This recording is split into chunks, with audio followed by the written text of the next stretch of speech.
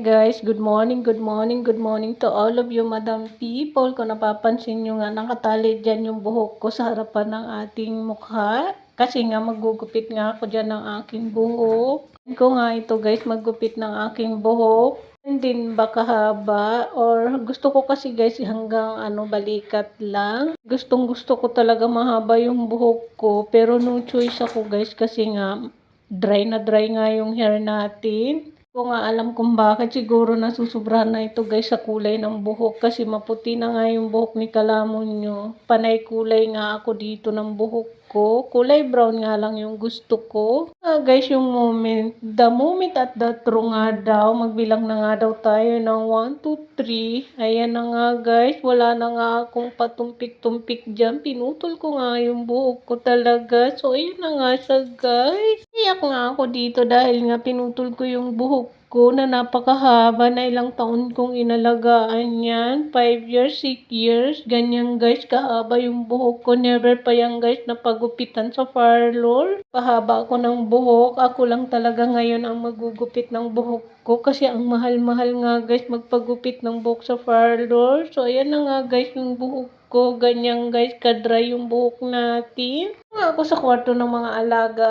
ko kasi nga mas ma-fresh ko dito. So ayan nga daw, 'di ba? Kakaiba nga yung pagka-dry niya. Ewan ko ba kung bakit. Kino-conditioner ko naman yan guys. Yung problema ko pa guys sa buhok ko, naglalagas yung buhok ko. So ayan nga daw guys yung finished product natin. So ayan nga, wala nga akong paglagyan ng tuwa dito dahil bagay naman pala sa akin yung ganitong gupit. Pa kasi ako nagpagupit ng buhok guys ng ganito, pero yung natapos ko siya maggupit at ginanyang-ganyan ko siya. Ayan, amazing na ako guys kasi maganda pala at bagay sa akin. O di ba napaikot-ikot pa nga ako diyan para lang akong pinaikot ng iyong jowa. Char, walang ganon. Tapos napaindak pa nga ako diyan. Ang paglagyan yung tuwa ko dito guys sa paggupit ko ng buhok. Napasayaw talaga ako ng oras dito.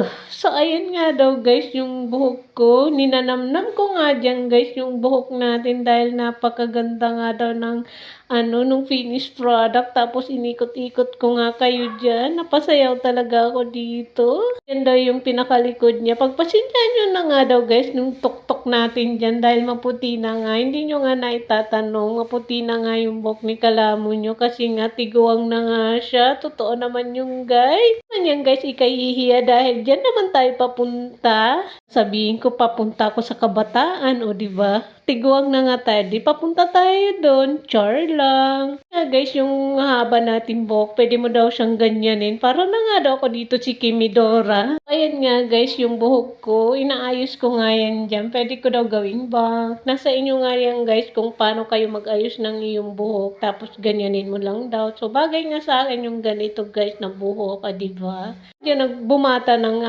2 taon or 5 taon. Char! Minto nga ako guys mag-voice over dahil maririnig nyo nga yung kahol ng aso. Siguro may narinig kayo guys. So ayan nga daw guys yung buhok ko. Down below nga kayo dyan guys kung bagay ba sa akin yung bagong look ng hair natin. So ayan daw guys yung haba ng buhok ko. Ganyan guys kahaba ang buhok ko. Nakakapaghinayang pero no choice ako mga kalamon kasi nga dry na dry talaga yung buhok ko. Nakakalungkot pa guys. Naglalagas yung buhok natin. So, ayan daw guys, kahaba yung buhok ko. Yan daw yung noon. Ito yun ngayon. Diba? Napasayaw talaga ako dyan dahil nagustuhan ko talaga yung anggulo ng buhok ko. Ito nga dyan, bye-bye long hair. Bye na nga ako sa long hair natin. So, ayan nga guys, sabi ko nga dyan, sayang talaga. Pero no choice tayo guys. Mag-bye-bye na tayo sa buhok natin kasi nga dry man yan. No choice ako. Tapos yan nga daw guys, ginupitan ko pa nga yan ulit kasi nga parang nahabaan pa ako. Nga guys yung result, o diba, para tayong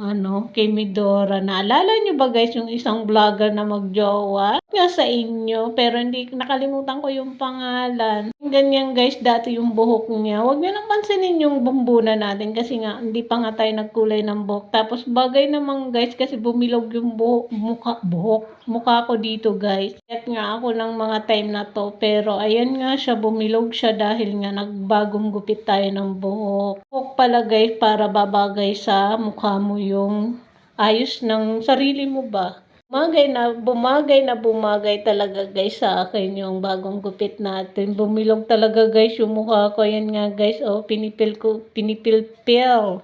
Isahan niyo nga ako dito at napipilipit na akong dila ako dito mag-voice over. Kailangan ko nga mag-explain sa inyong mabuti. Huwag kayong magagalit kung pinutulan ko yung buhok ko. Lang naman to maghaba guys kasi ilang taon natin yan pahabain. Huwag mong pagupitan ng gupit talaga ng linggo-linggo or buwan-buwan. Tapos ganyan na nga daw yung ayos ng buhok natin. Napipil ko talaga guys ng bagay sa di ba?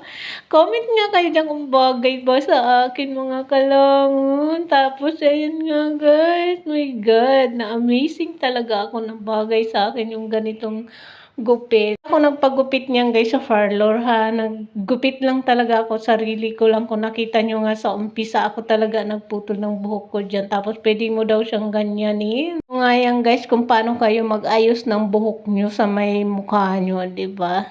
Sabi ko nga, ganyan nga daw yung aayos ng buhok ko. Pwede ko daw gawin bang, pero nasa akin yan guys kung paano talaga tayo mag-ayos. Okay? Guys, kung nagustuhan nyo yung bagong long hair natin, comment down below kung saan nakaabot tong video natin at vlog natin.